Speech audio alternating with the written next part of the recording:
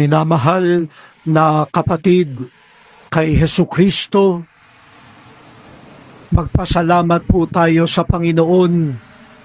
Tayo ay tinipon niya para sa pagsisimula ng ating pagdiriwang ng pagpapakasakit, kamatayan at muling pagkabuhay ng Panginoong Hesukristo.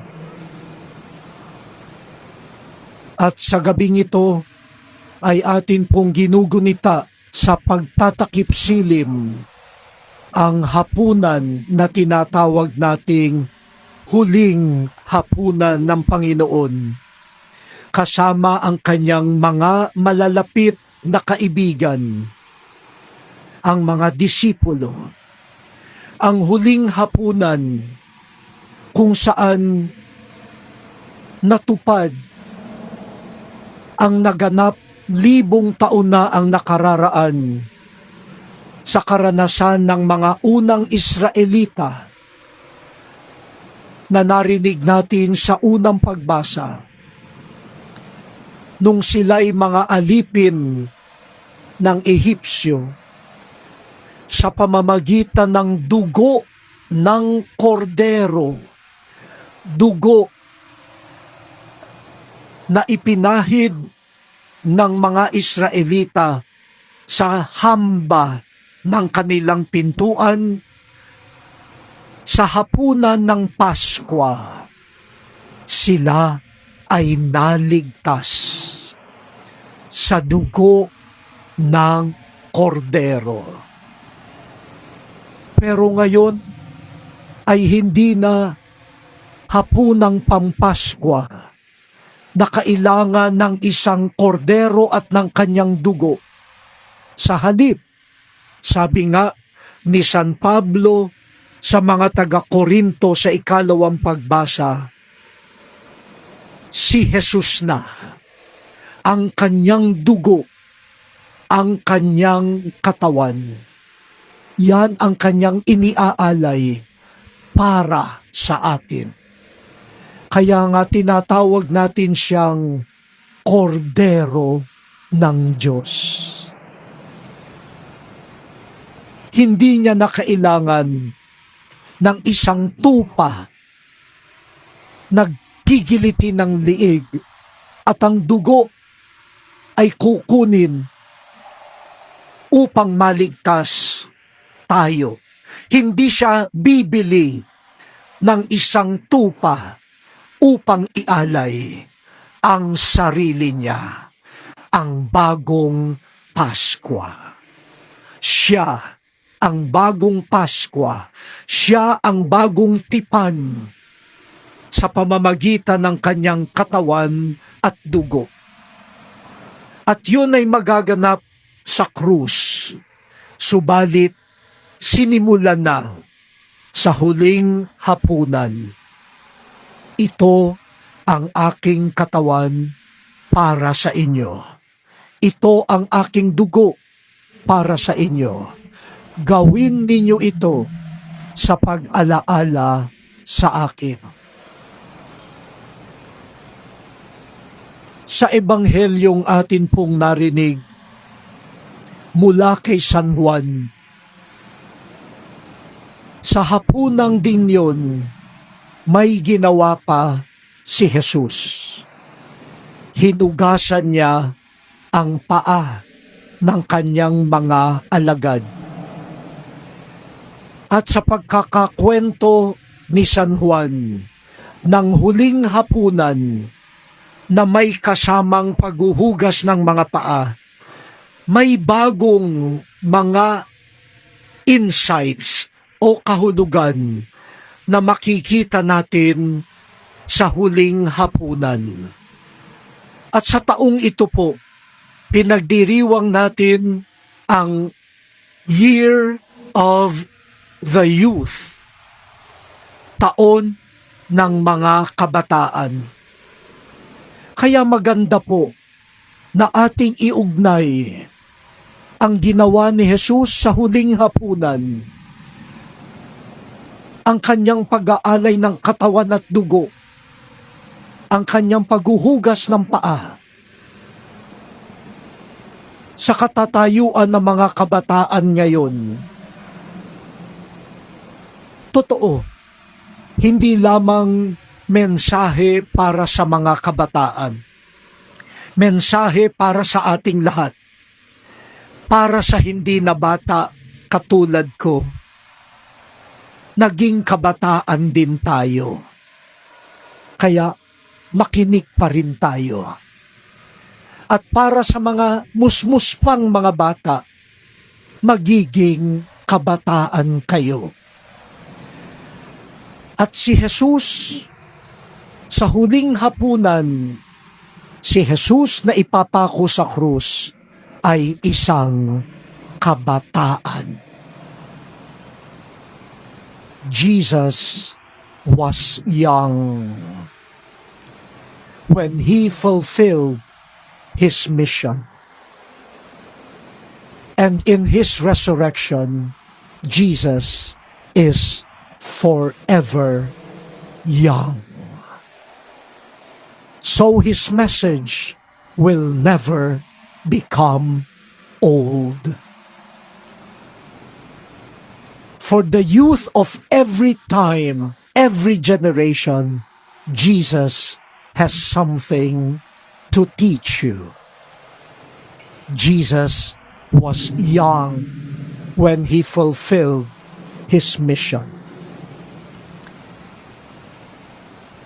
Kaya naman po minarapat natin na ang 12 na huhugasan ng paa ay galing sa mga kabataan.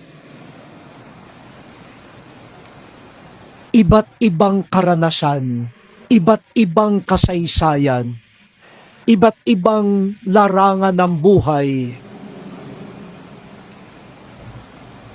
May nagtatrabaho na, may iginapang ang pag-aaral para makatapos. May nasunugan, nawala ng lahat, pero naranasan papaano mula sa abo ay babangon. Mayroong ipinanganak na may cerebral palsy. Mayroong mga kamakailan lang nakita ang tunay na magulang. May mga lumaki kasama hindi ang tunay na magulang.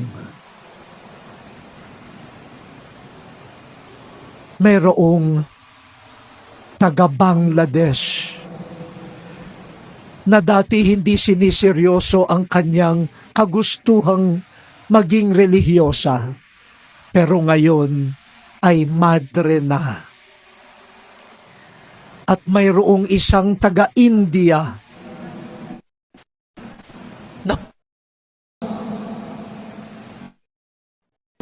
ang kanyang pangarap at ngayon ay misyonero dito sa Pilipinas. Mayroong bagong kasal. 2 linggo pa lang kasal.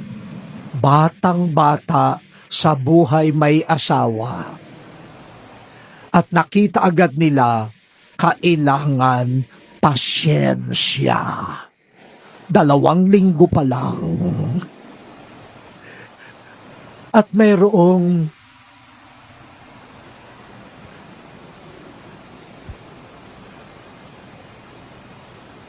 unang pagkakataon, boboto, batang-bata talaga. At excited, sabi niya, pakiramdam ko, magkakaroon na ako ng silbi sa bayan. Makikilahok sa eleksyon upang, sabi niya, ang isa kong boto, hari nawa, makapagpabago sa mukha ng lipunan. iba't ibang sugat, lalo na galing sa pamilya. Subalit iba't iba ring kwento ng pagbangon, pag-ahon. At ang isa nga po ay naanyayahan pa ni Pope Francis na sumama sa meeting ng mga obispo sa Roma last October bilang kinatawan ng kabataang Pilipino, at siya ay taga rito sa atin sa Archdiocese of Manila. Sila po ang huhugasan natin ng paa. At tayong dating bata, at kayong mga tunay na bata pa ngayon, at yaong magiging kabataan sa kinabukasan, makakahanap kayo sa bawat isa sa kanila ng inyong karugtong. At ito po ang pakiusap ko, hindi lamang sa kanilang 12, kundi sa ating lahat. Titigan si Jesus sa huling hapunan. Pakinggan si Jesus sa huling hapunan.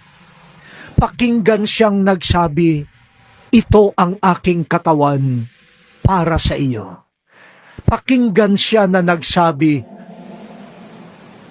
ito ang aking dugo para sa iyo. Tingnan siya, damhin siya na naghugas ng paa ng kanyang mga alagad. Mga kabataan ng Archdiocese of Manila, mga kabataan na nanonood at nakikinig sa misang ito, pati ang mga kabataang Pilipino na nasa ibang bansa na maaaring sumusubaybay sa misang ito. Hayaan ninyo na paalalahanan kayo ni Jesus batay sa Ebanghelyo. Una, sabi po dito, mahal niya ang kanyang mga tagasunod na nasa sanlibutan, at ngayon ipapakita niya kung hanggang saan ang kanyang pag-ibig sa kanila. Sa huling hapunan, sa paghuhugas ng paa, pinapakita ni Jesus kung gaano niya kamahal ang kanyang mga kaibigan. Pinapakita ng kabataang si Jesus ang pagmamahal niya sa kanyang mga kaibigan. Mga kabataang Pilipino, alam ko, kay rami kayong pinagdaraanan.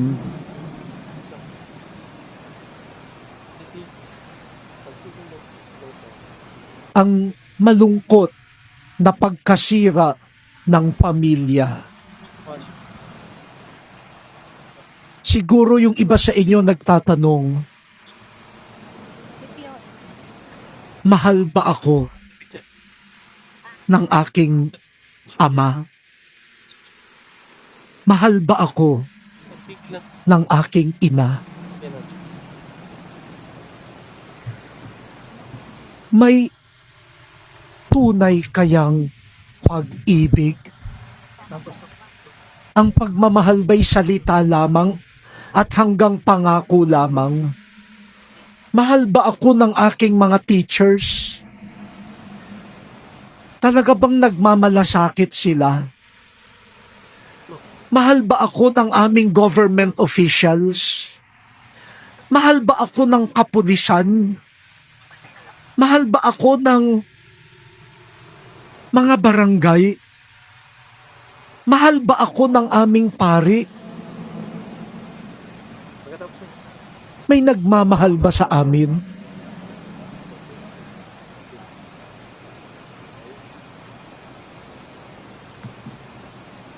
Yung mga kabataan na binubuli, mga kabataan na sinusulsulan na magbisyo pagkatapos sila ay napapahamak. Napapatanong siguro sila, may nagmamahal ba sa akin? Mga kabataan, may nagmamahal sa inyo. Mahal kayo ni Jesus. At patutunayan niya na mahal niya kayo hanggang sa katapusan. Please believe Jesus loves you. And when nobody else loves you, you have someone named Jesus. Someone young, someone as young as you, who knows the longing of young people to be loved, and He is there to love you till the end. Tanggapin niyo ang kanyang pag-ibig. Tanggapin niyo siya. Hindi kayo magsisisi. Ikalawa, hinugasan niya ang paa ng kanyang mga minamahal. Ayaw ni Pedro, wag. Ayaw kong magpahugas ng paa sa iyo. Kasi ikaw ang guro, ikaw ang pinuno. Bakit ikaw ang maghuhugas ng aming paa? Yan ay gampanin ng isang alipin. Hindi pwede. Sabi ni Pedro. Sabi naman ni Jesus, kung hindi ka magpapahugas ng paa sa akin, wala kang kaugnayan sa akin. Mga kabataan, siguro may mga bahagi ng inyong pagkatao, kasaysayan, buhay, na gusto ninyong itago sa iba. Pati kay Jesus. Wag. Marumi ang aking paa. Wag. Sugat-sugat ang aking budhi. Wag. Baku-bako ang aking nakaraan. Wag, Jesus. Makikita mo ang aking kasalanan. Tulad ni Pedro, nahihiya tayo kay Jesus. Mga kabataan, please, magpahugas kayo kay Jesus. Magpahugas kayo ng kasalanan. Magpahugas kayo ng mga sugat dahil siya'y sugatan din. Magpahugas kayo ng budhi. Magpahugas kayo ng kahihiyan. Magpahugas kayo ng buong pagkatao nyo. Huwag kayong mahihiya. Kasi si Jesus ang nagmamahal. Kaya niyang hugasan pati ang ating kasalanan. Let Jesus wash you. Don't be afraid. Don't be ashamed. The world will judge you, but Jesus will wash you. Wash you with His blood. That's how precious you are to Him.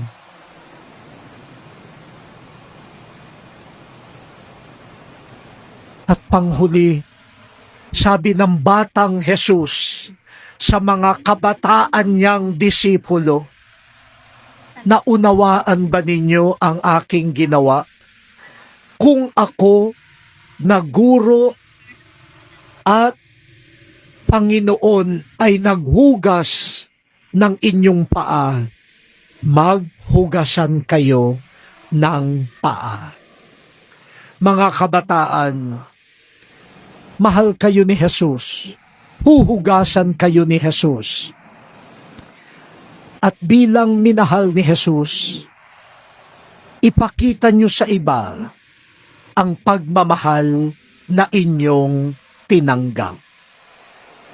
Hinugasan ka ni Jesus, pinaglingkuran ka ni Jesus, kahit hindi ka karapat-dapat, maglingkod ka rin. Huwag mong sarilinin ang pag-ibig na ibinigay sa iyo. Ibahagi sa iba. Mga kabataan, lumabas kayo sa inyong mundo. May mga ibang mundo pa rin. Marami ring sugatan katulad nyo. Kahit ka may sugat, huwag mong gawin ang sugat mo bilang bilangguan. Nakakulong ka na lang doon. Pahugasan mo kay Jesus ang sugat mo.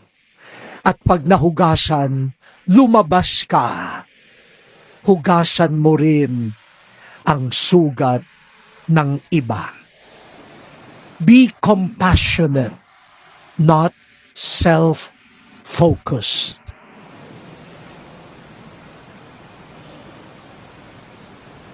Be a servant rather than wait to be served. Love others and not just expect to be loved.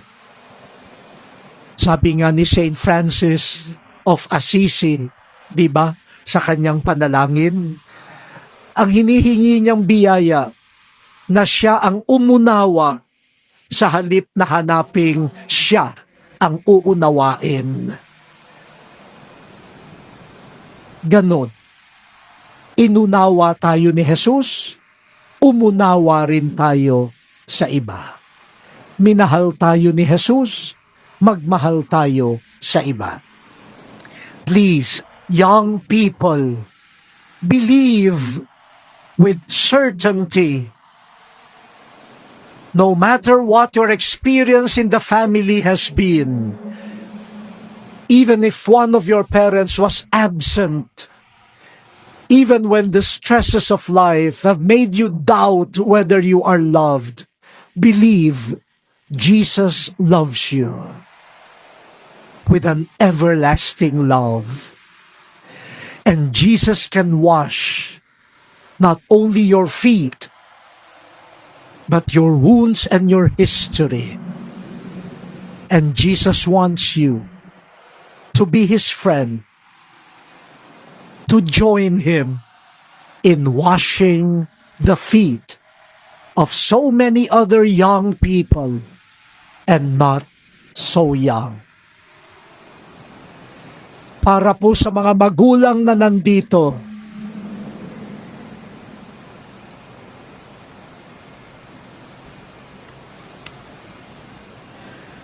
sana maipadaman nyo sa inyong mga anak ang pagmamahal ng Diyos sa kanila, para hindi sila magduda na may Jesus na nagmamahal.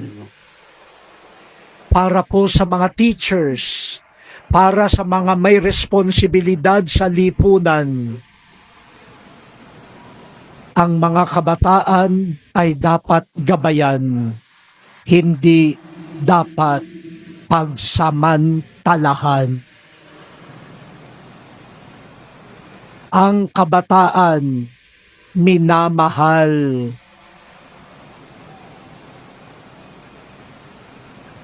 Hindi ibinebenta, niloloko, at pinagkukwartahan.